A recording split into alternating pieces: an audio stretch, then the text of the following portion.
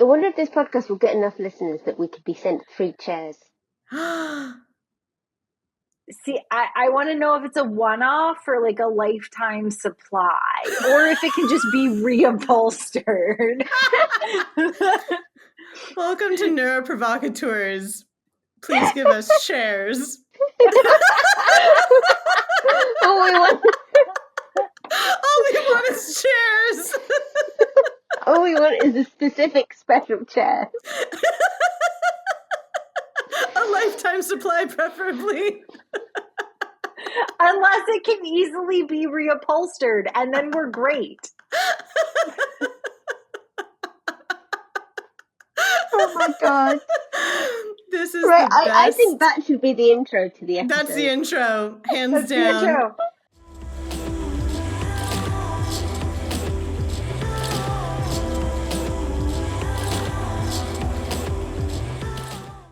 Hello, I am Jessica Stoya. I am a writer of things, usually about sex and pornography, because I spent 15 plus years working in pornography, having sex. I like that we both feigned. This is our shocked face.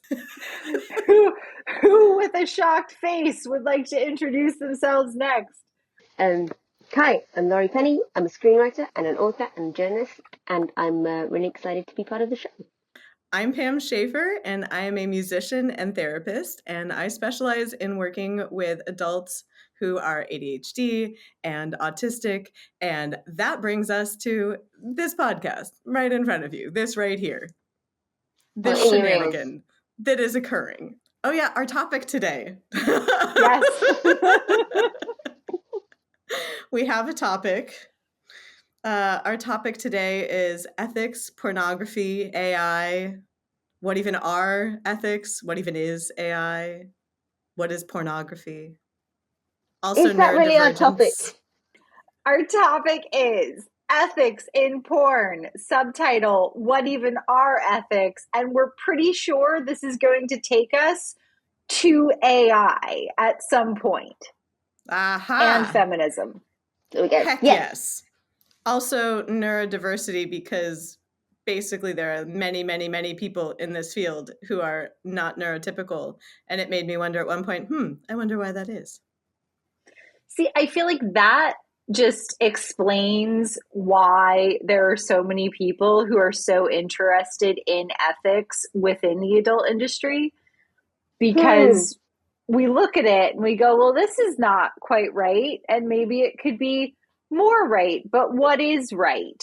And then you end up on this, like, only philosophers and moral philosophers. Moral philosophers, yes. And we have none of those. So it's gonna be a party today. I'm very curious because Laurie, you had said you were just like, yes, I can go off on this. And Jess was like, I can go off on this. And I was like, I can go off on tangents. Today, I specialize in tangents. So I feel as though one of you should take this train and run with it. Oh, no. Who's driving this train? I will drive the train. Thank God. Licensed. I am very specifically not licensed to drive because I pass the written test with flying stars every time. And then we get into real world road conditions and I'm like, somebody a block ahead opened their car door. I must come to a screeching halt to avoid running them over. And I feel like that's me just for life. Like in life, I pass the written test, ace it every single time, 100%. Real road conditions, This is a good metaphor. Yeah. Anyway. So, ethics in porn. For several years, the hot buzzword to mean not mainstream misogynist stuff has been ethical porn. And I'm doing all these interviews for this book project. I have a co-writer, but I lead the interviews because it's sort of my known territory, my old haunt. So anyhow, I keep asking people who are described as ethical pornographers, like, what they think ethical porn is. And the general tone of the room is people who are concerned with the ethics don't actually want to be called ethical, because they're like, no, the whole reason I'm concerned is because we're not there yet. Like, ethical feels like this, like, sort of goal that is being worked towards, but So actually, is it like aspirationally ethical? Aspirationally ethical, but no journalist is going to want two words that clumsy right next to each other. No. Ethically non-monogamous. I was going to say, it reminds me of the conversation around ethical non-monogamy, where it's like, well, of course it's ethical. And it's like, no, there's a lot of unethical non-monogamy that happens constantly. And so that's why there's that distinction. But then people are like, oh, well, what if we change it to like consensual non-monogamy?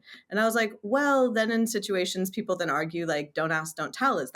Can you consent to something like that? Because then someone doesn't have the knowledge that you would need to actually consent. So is that informed then consent? Ethical? Informed consent. But it would be also weird to say like, this is consensual pornography, because the implication otherwise is like horrifying. So I'm like, I don't know how we language these things.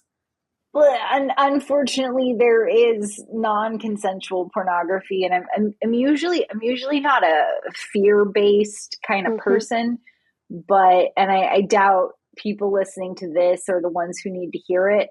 But if you're getting your porn not from a reputable source, if you're getting it from somewhere like a strange new tube site or a WhatsApp group, you don't know that IDs have been checked, and you don't know that consent was given in the form of legal paperwork.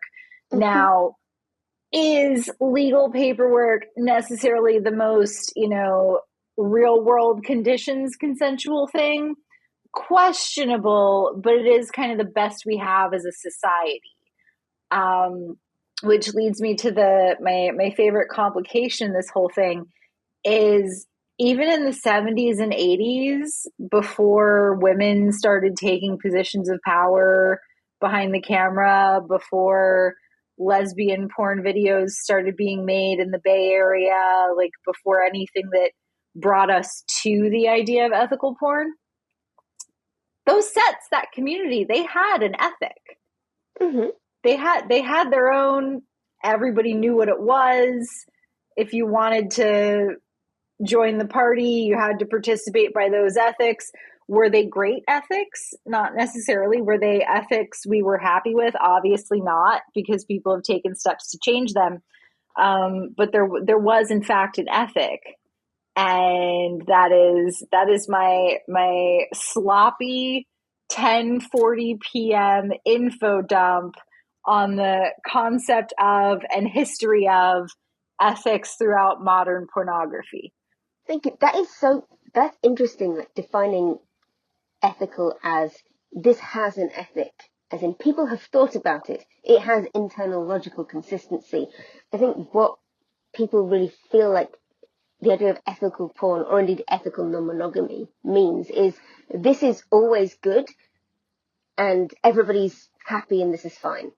Like there's a kind of a literal virtue signaling, rather, as in there is something more virtuous than other kinds about this way of doing this particular sexual behavior.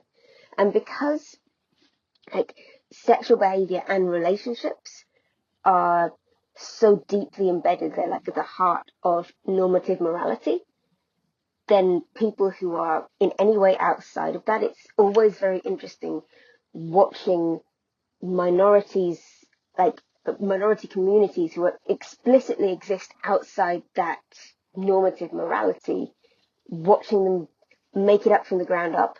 And the differences with ethical non-monogamy is that people cannot stop talking about it and inventing new words for it, and which is kind of adorable and sweet, where like you kind of want everybody to know what the internal ethics of your particular community are and all the little words you've invented, whereas it sounds like just what you're saying, that even back in the 70s there was a internal ethic for the porn industry, presumably you're mainly talking about in the US, I don't know, but it was sort of unspoken. It was not for outsiders to know. it frankly wasn't even spoken to insiders. You just kind of pick up what's considered right, what's considered wrong.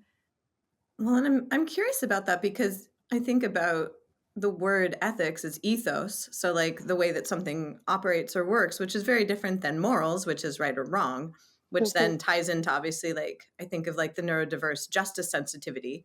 Like as people, we tend to be far more sensitive to what is quote right, like what feels right and just to everyone involved. But those aren't necessarily things that are tied to ethics. And so I'm really curious. I was just like, how did the ethos change over time, and like what now is considered, I was like on the road to ethical pornography, where I was just like, of course no system is ever complete, and then once it's complete then you build a new system. But I'm curious, like what are the things that have changed in the ethos? So I just want to mark that I really casually conflated ethics with right and wrong. So thank you for catching that and reflecting it back oh so gently in a great and interesting response. Studying ancient Greek came in handy for Yes. once in my life. Go on. So, one example, and everybody take a deep breath and brace themselves because I'm going to say a word. It's a word that kind of upsets people sometimes, but I got to say it because it's literally what we called it. The box when I started performing in 2006. The box, it was usually a milk crate actually that, wet wipes, lubricant, condoms, all that was stored in for set was called the rape kit. Wow. Yeah. Casual, chill, not at all anxiety and horror inducing whatsoever. It would literally be like, all right, we're gonna move into the sex scene now. Hey, anyone know where the rape kit is? Like just like so casual. Oh my gosh. And that's because the set was a bunch of men standing around, all knowing each other for years and years, working together a lot. And then these women, largely young, who would cycle through the industry and not feel like they had the power to be like, what is wrong with you people? That's one of those things where you're just like, are you hearing yourselves? You hearing yourselves talk? Is anybody? No, yeah, okay, that's sure a thing. Yeah.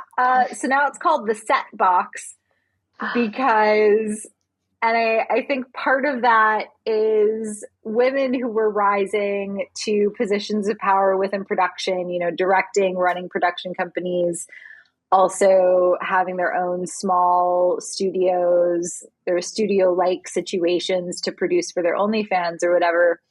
They were just sort of casually calling it the set box instead. I can't imagine why. Yeah.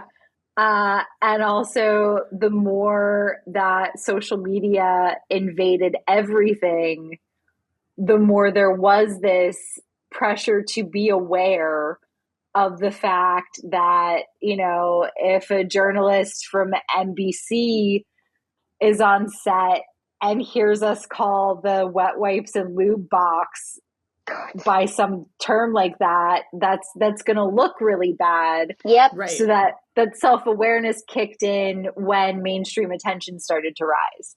That's fascinating that it was like, because I think about, like the language systems that we all come up with.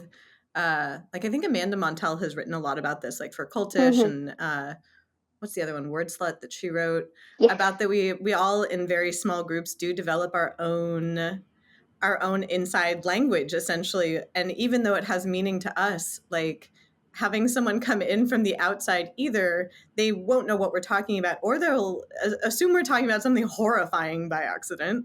Though that one is like legit kind of really, that's what you guys went with of all the things you could have went with. All the things. You went with that. The sense of it kind of reminds me of the fact that the sense of moral surveillance that social media engenders the idea that anything could be collapsed out of its context, and anything you say, you sort of have to be on your guard.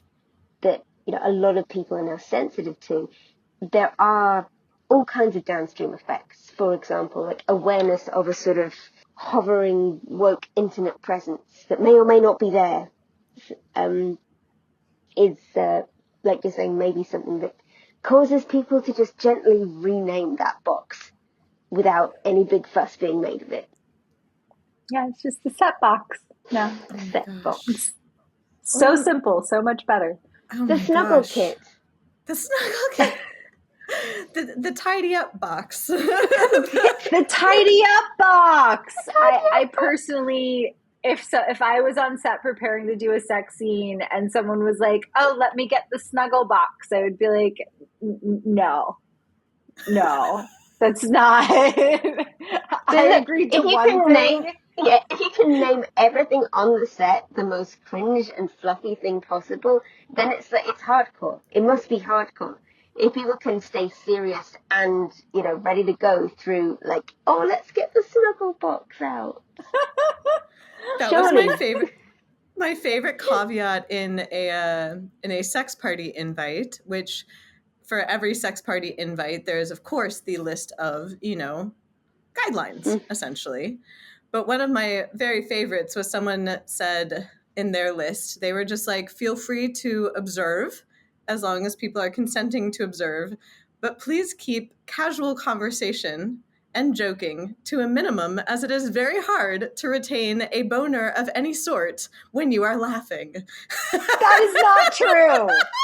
I have tested that theory over and over and over in my own bed. That is an outright lie, fake news. That was exactly why I read it and was just like, haha, you have not met me. You ready for the giggles? Exactly. But I love that, like, they just stated that of, like, essentially, like, outside observers, go for it, but, like, please don't break scene for us. And I was just like, ha, you amateurs. Although I will say I am known to giggle during sex. And when I first started working in porn, because they, you know, it was mainstream studio system, couples focused, but still very male gaze. And the male performers expected like a certain genre of affect. And I was giggling and laughing. Yeah. Straight people, straight face. That was amazing.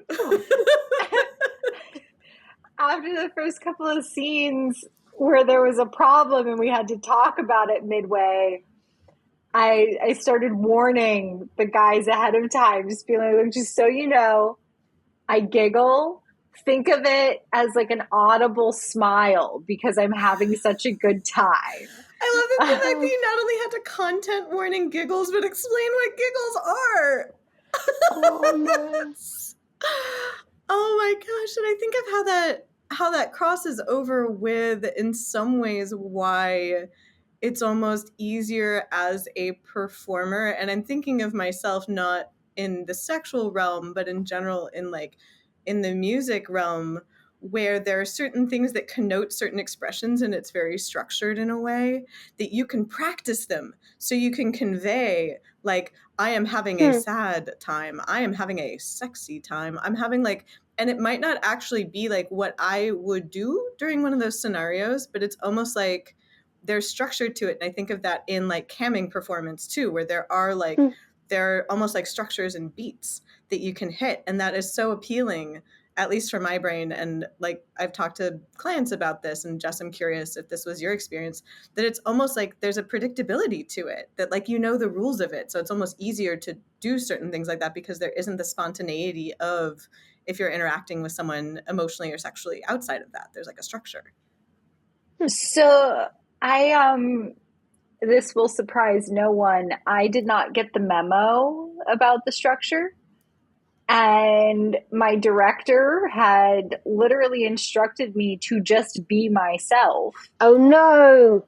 Oh boy. And every time I went back to him for clarification, like especially as the months and shoots went by, he consistently told me to just be myself. And it was the job of whoever I was performing with to have an internal clock and know when it's about time to move on to another position, put me in that position. Half the time I could pick up on, oh, this is my position now, and like just stay in that position. But the other half the time they had to kind of wrestle me lightly into it. I just imagine like a cat wrangler that has like the little like the loop thing, like moving her limbs. Some toy. The red dot. Except the toy is the penis and the testicles. Oh my The red dick. I always knew where my light was. Right? I was good at that. I could There we find my go. light. Oh my But as God. far as like which way you need to angle for everyone to be able to do everything and have the camera still see it, no, nothing. Nope. And what ethical porn, what feminist porn, which later became ethical porn, did differently than the career I was having was they didn't care so much about open to the camera. They really wanted everyone to just be themselves in an unqualified manner that had nothing to do with the support of a performer who knew what they were doing, kind of wrangling the performance. Well, and that's fascinating that was the switch to then feminist, which became ethical, which I feel like speaks to, as Lori perked up, I was just like, that speaks to Lori's specialties. And I'm just like, and Lori? When did this naming convention change? That's a good question. I have no idea what feminist porn called it, but I bet it was something else the whole time. And I began to notice the change in the early 20-teens, Interesting. like 12, 13. We will do a research, and that research will go in the show notes because it's not in our brains right now. Or at least it's definitely not in my brain. No, I would like to know that. Yeah. I mean, there's been there's a long history of feminist campaigning against pornography in general, but particularly like live film pornography. And it's quite difficult to counteract the idea that to be feminist is to be against pornography in general, and in some ways to be against both any form of sex work and ambiently against heterosexuality sometimes. Like, that last bit is more of a stereotype that comes from, like, anti-feminism. Like, you're a feminist, therefore you hate men, therefore you hate sex. But sometimes there's almost a reactive position against that stereotype. And people are like, well, isn't it, I agree that it is perfectly all right for some people, including some people who might be attracted to feminist organizing, to be utterly fed up with both men and heterosexuality. That is a perfectly fine position for people to have. I know many people who have it, but the idea coming out of the 70s and the 80s that all pornography is all pornography involving women and femme people is necessarily non-consensual and also necessarily unethical. And those things are often conflated within censorious feminist discourse. But the idea is that this is unethical because it's non-consensual. That's what the argument comes down to. But I think if you unpack some of the emotion there, that's not just what it's about. Basically, it's hard, particularly at the moment. I think it's harder and harder to be involved in feminist organizing and be what is often called pro-sex. Kitty Stryker, I think, first described herself as sex critical. And my line when people asked me about my position on sex work, is that I'm not pro-sex work or anti-sex work. I'm sex critical and work negative. I think it's become, well, in the UK, it's been very difficult to talk about feminist organising in any way that is. UK feminism has just been hollowed out by transphobia. It's completely mental and very, very heartbreaking in lots of ways, because I've been involved in feminist activism starting in the UK since 2005 earlier, and it's really sad to see what it's come to. But the strain of feminism which has lent more and more in recent years towards transphobia, call it conservative feminism, that's also, generally speaking, the kind of feminism where the philosophy is male violence, and specifically male violence against women, and specifically sexual violence against women, is the structural root of misogyny and of all gender-based, on all sexism. Apart from anything else, I just think that's incorrect. I think that completely ignores the existence of economics and gender, both gender and sex, as economic functions. But the conservative feminism does essentially believe, this is boiling it down a lot, but there is a mood, a vibe, that the best way to be a feminist is to guard against male violence, including on an individual level, and to guard in some ways against heterosexuality on an individual level, against promiscuity, basically. The basic vibe is that the power that women have within a male-dominated culture is sexual power. The power to, and you can see this in a lot of modern alt-right and neo-lib philosophy, where it's took a lot of rubbish about evolutionary psychology and the female selection process is something that determines all of a man's future happiness. All of that. The power that women have is sexual power, and specifically the power to protect and guard their sexuality, give it away to the highest bidder. And that this is the greatest power, and really the only power that women are allowed within patriarchy. And so therefore, women who are promiscuous in any way or involve economics in any way in their sexuality are somehow scabbing. They're reducing the power of other women to bargain at a higher rate with their sexuality. I think this is conservative. Obviously, a lot of different kinds of feminists wouldn't say that. I don't think this is the majority feminist view. I think this is at the heart of some conservative feminist thought, some kind of intellectually ignorant conservative feminist thought. There are some very clever thinkers out there, even on that side of the movement, but essentially it is an anti-sex and anti-pleasure philosophy by design at the heart of conservatism, and often some religious feminism.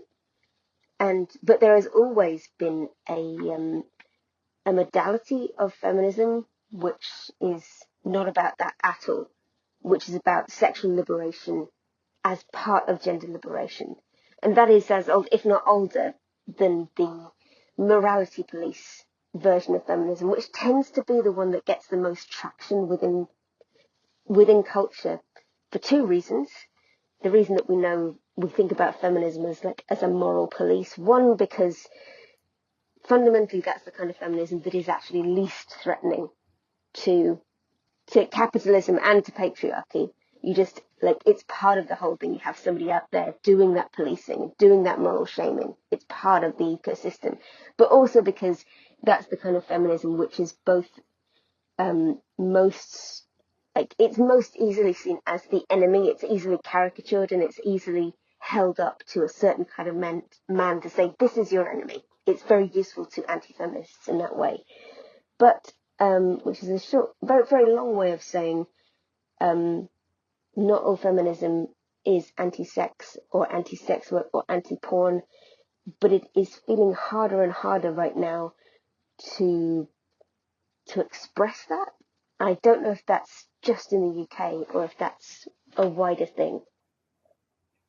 It's from what I understand, that's part of the swing away from the term feminist pornography to, oh, I guess ethical pornography is what we'll call it, because these women who established the idea of feminist pornography were increasingly at odds with the most vocal end of feminism, the most, heavily platformed, as Laurie was describing.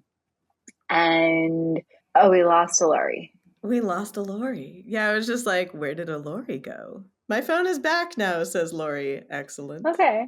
All Okay. right. Great. Okay. Great. Hey, I'm saying, hey. So I was saying, what was I saying? I was saying the Like linguistic shift. the linguistic shift Yeah. from feminist to ethical, likely because of the associations with, like, I'm trying to think of how to say it. It's not necessarily like the demonization, but it's almost like it's creating a binary of something is feminist or not feminist, or something is like misogynistic or not. But also what struck me is like how odd it would be to take away someone's agency of self-expression based on what you believe their internal set of ethics or morals might be, as opposed to allowing someone else to determine that. Like to be like, well, you just don't realize that you're being exploited. You just don't realize all of this. And I'm like, well, on one hand, you can point out information to someone, but ultimately, isn't it up to the person to determine what their feelings are about exploitation in that context? Yes. What did I miss? You missed What did I miss? some stuff. So I posited that, like, even though there are in some ways objective systems of exploitation, if you are saying to someone that they are being exploited in a way that they do not feel they are being exploited, who are you to determine if they are in fact being exploited? And is that taking away someone's agency if you're saying, well, if you do this, it must be because of these reasons, and you are just, you poor child, you have been taken in by this. And it's like, if it's a full grown person and you present this information and they're like, I still would like to make this decision, like that. So I personally, when I was directing and producing, it was during that shift from calling it feminist to calling it ethical. And I was so much more comfortable with the ethical term in a getting out of the boiling water into like an ice bath, right? Like neither's good, but it was a relief after the boiling water. And for me, a lot of it came from one, I don't want to step on the toes of the feminists. Like they seem like they've got their own thing going on. And the really loud ones, they don't seem like they have time and space for me. So like, let me just not use this word and let them do their own thing. Partially a belief that in order for something to be called feminist, there should be like actual feminism in it. Otherwise, it's just like a woman earning a living. Great. I personally, I don't feel like that should be the bar for feminism at this point in time. I think it should be a little higher. Like in the United States, we got the ability to have our own checking account in like 1970 something. So like we should be a little further along. A whole generation. Yep. Yeah. The bar, it was on the ground. Now it's like hovering above the ground. Just above the ground. It was no longer rebar. Partially a desire just to not get yelled at more. So my best friend, then once ethics had entered my brain in like direct relation, something I felt like, immediately connected to now, what is ethics? It took him 6 years. Bless him for putting in the work for 6 years. But he finally managed to lead me to the understanding that everybody's got their own ethics. And sometimes we have communities that share ethics, but most of the world is walking around thinking that their own individual stack of ethics is like the ethics, the only ethics, the Highlander of ethics. And I was like, when he finally got it through my head, I literally fell on the kitchen floor. I collapsed from the enormity of like understanding this massive thing finally. Yeah. also when people say feminist porn, now I am kind of expecting some active feminist content, like somebody should be getting spanked with a copy of The Second Sex, or possibly not that because it's really big. Possibly, actually getting spanked with the Origin of Private Property and the Nature of the Family, but because I See, love Handel so much. Pam's laughing like it's funny, but I'm like, actually, I feel like I don't think this has been done and it should be done. I do know that there's like I did have a friend who does pro dom work get requested to be beaten up with a copy of a feminist book, and my friend asked if she could use one of mine, and I'm like, that's just the best thing I've ever been asked. Yes, obviously, but I don't know if this was ever recorded for posterity. That's like the most obscure, deep compliment maybe ever. Like, It's wonderful. This is your stamp of legitimacy. If anyone ever wants me to direct a spicy film again, I just want to float out there that, like, given Laurie's permission, I would want to just build that out. Right? I also want to know who's going to be the porn versions of various famous feminist philosophers. Like, who's going to be porn Judith Butler? I literally was just thinking that.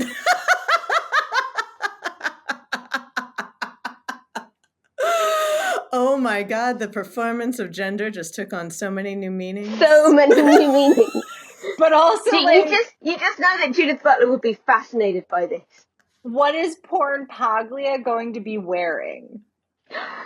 Yes! Because you can't do a feminist porn without involving Paglia. Camille Paglia's very contestable, but from the perspective of a sex worker, logical argument. This is the niche content that you're here for, you amorphous audience that is giving us chairs. The chair company is like, look, I was willing to do this until Stoya brought up Paglia, and that until was you just invoked Paglia, then it was all over.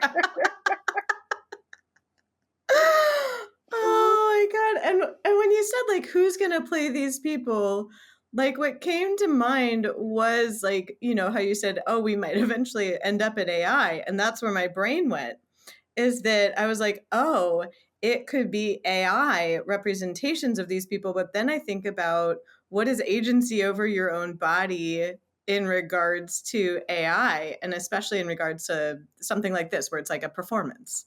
Dworkin. Oh. Me positing a question followed by shriek laughing. Oh.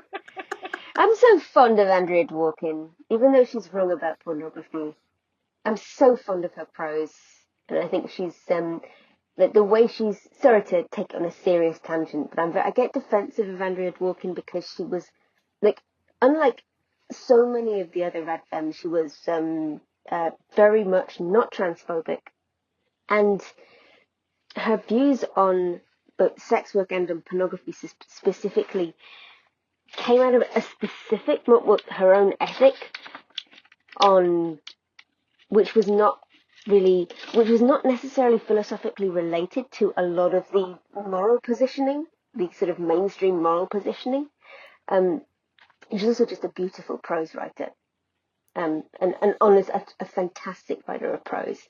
And I think if she weren't used as this, like, monster figure, mainly by men, honestly, and anti-feminists, like the dungarees, like the fact that she was, I think, enormous, big hair, just a big personality. Like, if she weren't seen as this sort of boogeyman, people would actually read her. Like, her memoir is called Heartbreak. It's stunning. Like, it's just as, and she's got this really punk edge, honestly. But yeah, I also I feel like that's the one. I'm like, oh, she hated it so much, and I'm so fond of her. Maybe there shouldn't be porn Dworkin. Well, there shouldn't be Dworkin, because we can look at Dworkin's writings and testimonies before the Mies Commission and all that kind of stuff, and in no uncertain terms, there is no point across her entire public life that she even hinted she would be okay being involved in anything that depicted sex whatsoever. I honestly, I feel like she might be not necessarily spinning, but wobbling in her grave over being in this conversation at all. And, so that would be a case where, even though it's parody, and even though the person is no longer among the living, correct? Yes, Yeah. She passed in 2005.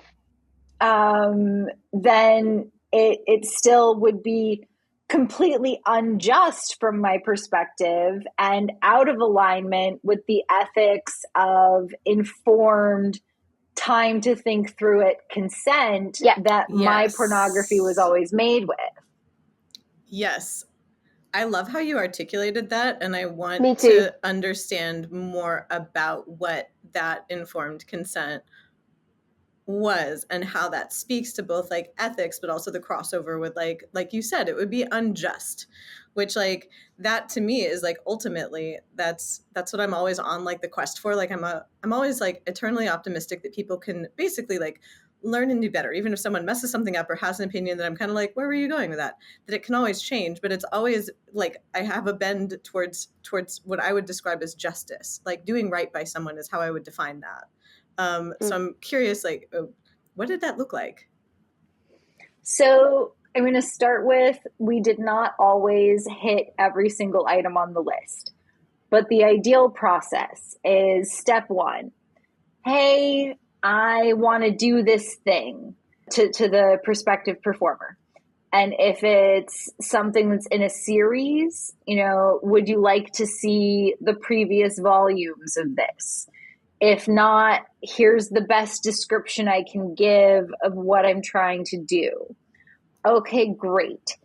Is there someone you would like to work with? Give me 3 names.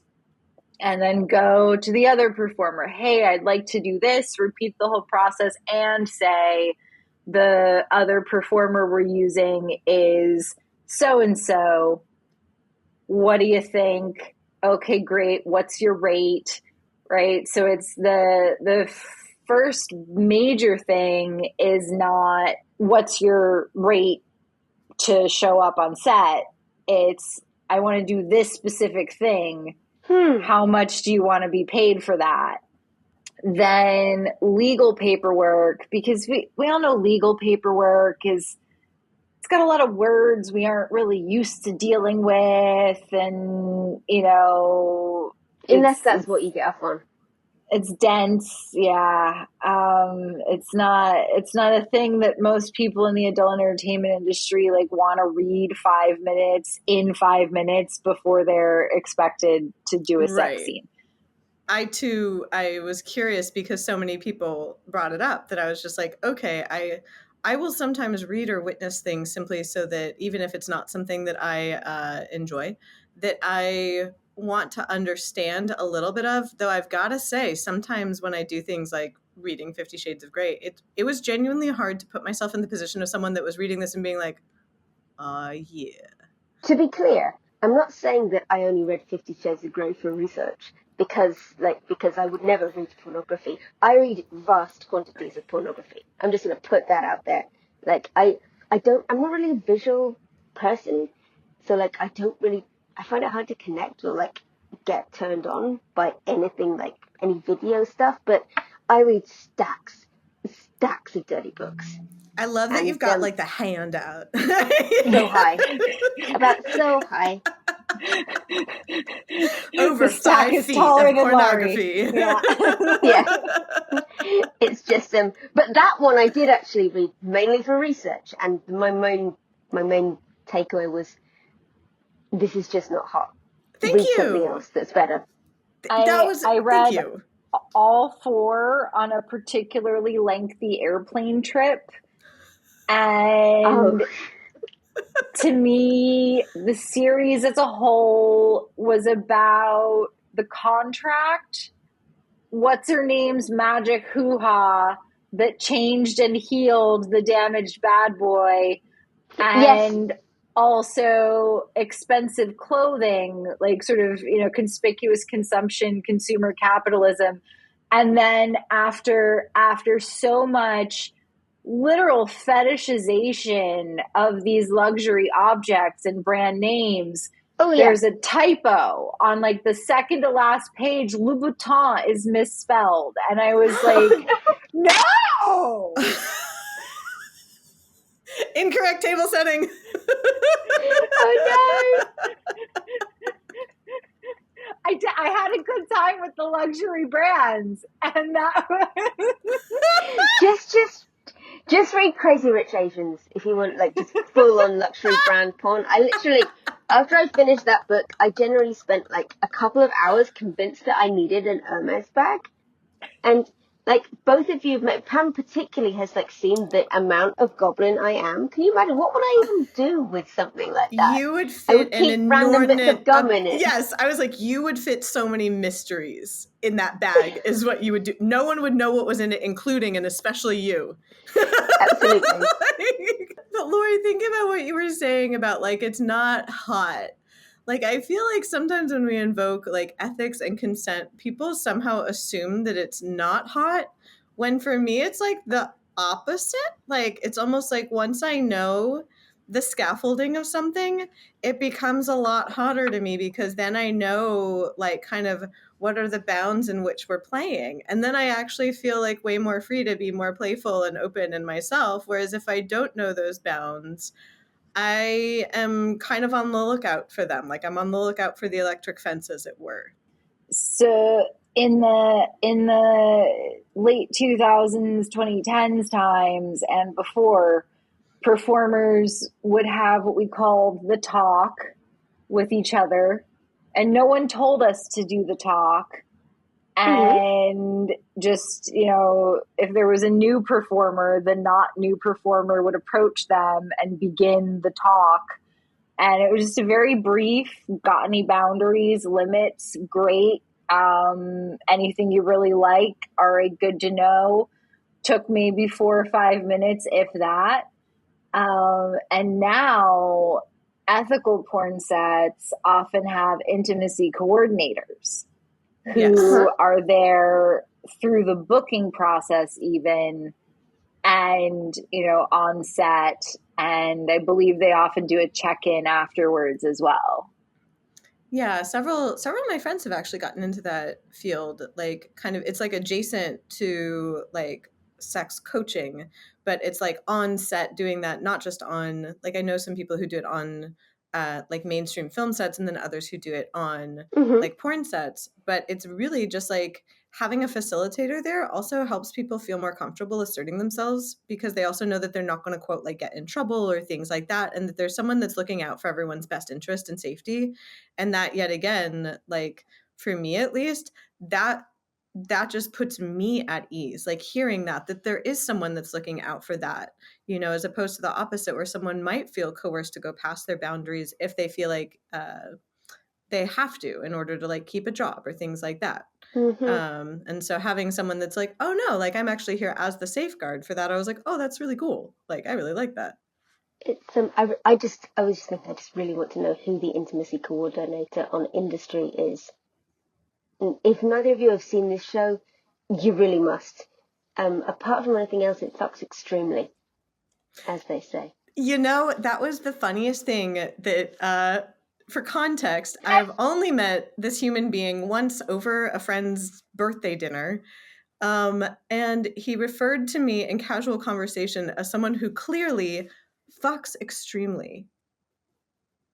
Yeah. And I was like, I mean, I'm so flattered, but also I was racking my brain. I'm like, what did I say over dinner? What did I do at that birthday dinner? Can I replicate it? Like, I want to know how to like channel whatever that was. Cause I was like, this person has met me like once. We're in like a casual group chat together where like they've vaguely interacted with me. And I'm like, what did I do to give this impression? Because it's not that it's wrong. I just am curious.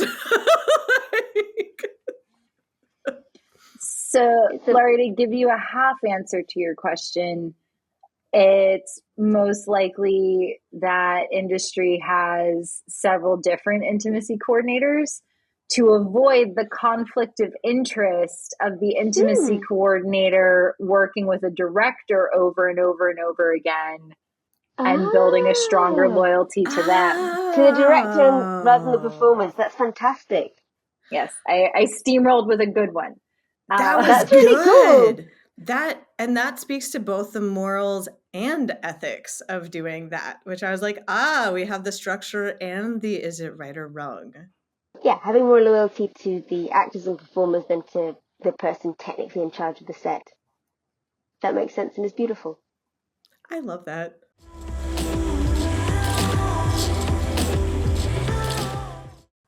Thank you so much for listening to this episode of Neuroprovocateurs.